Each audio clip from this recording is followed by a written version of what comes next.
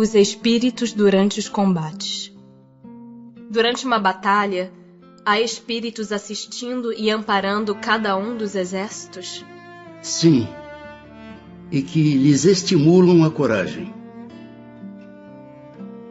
Estando numa guerra, a justiça sempre de um dos lados, como pode haver espíritos que tomem o partido dos que se batem por uma causa injusta? Bem sabeis haver espíritos que só se comprazem na discórdia e na destruição. Para esses, a guerra é a guerra. A justiça da causa pouco os preocupa. Podem alguns espíritos influenciar o general na concepção de seus planos de campanha? Sem dúvida alguma, podem influenciá-lo nesse sentido, como com relação a todas as concepções. Poderiam maus espíritos suscitar-lhe planos errôneos com o fim de levá-lo à derrota? Podem, mas não tem ele o livre-arbítrio? Se não tiver critério bastante para distinguir uma ideia falsa, sofrerá as consequências, e melhor faria se obedecesse, em vez de comandar.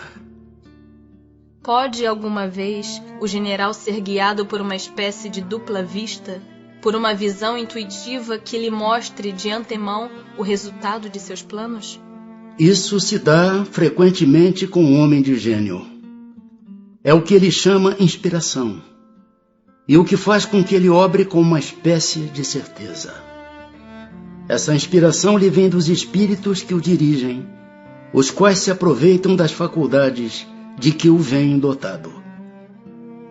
No tumulto dos combates, que se passa com os espíritos dos que sucumbem? Continuam, após a morte, a interessar-se pela batalha? Alguns continuam a interessar-se, outros se afastam. Após a morte, os espíritos, que como vivos se guerreavam, continuam a considerar-se inimigos e se conservam encarniçados uns contra os outros? Nessas ocasiões, o espírito nunca está calmo. Pode acontecer que nos primeiros instantes, depois da morte, ainda odeie o seu inimigo e mesmo o persiga. Quando, porém, se lhe restabelece a serenidade nas ideias, vê que nenhum fundamento há mais para sua animosidade.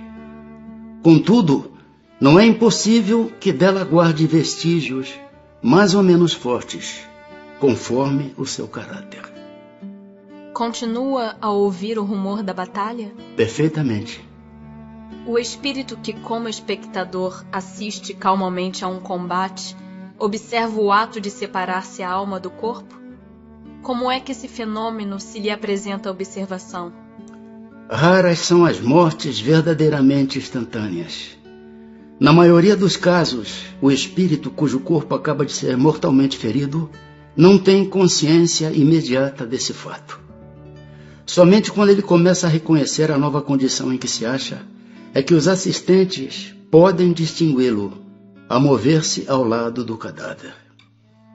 Parece isso tão natural que nenhum efeito desagradável lhe causa a vista do corpo morto.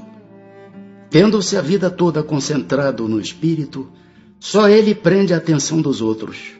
É com ele que estes conversam, ou a ele é que fazem determinações.